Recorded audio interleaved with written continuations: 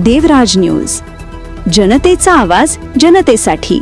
देवराज न्यूजला सबस्क्राईब करा आणि बेल आयकॉनवर क्लिक करा। मनमाड नगर परिषद क्षेत्रातील विविध पक्षांचे पदाधिकारी आणि कार्यकर्त्यांनी आज मोठ्या संख्येने राष्ट्रवादी काँग्रेस पक्षात अजित पवार गट प्रवेश करून पक्षाला नवचैतन्य दिले।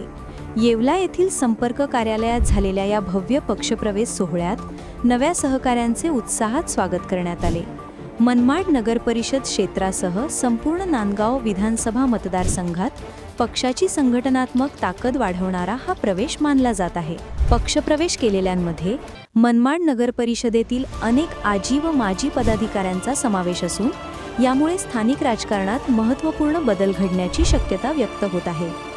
पक्षात प्रवेश घेतलेल्या सर्व पदाधिकारी आणि कार्यकर्त्यांनी आगामी नगर परिषद निवडणुका तसेच पुढील स्थानिक स्वराज्य संस्थांच्या निवडणुकांमध्ये एकजुटीने कार्य करण्याचा निर्धार व्यक्त केला।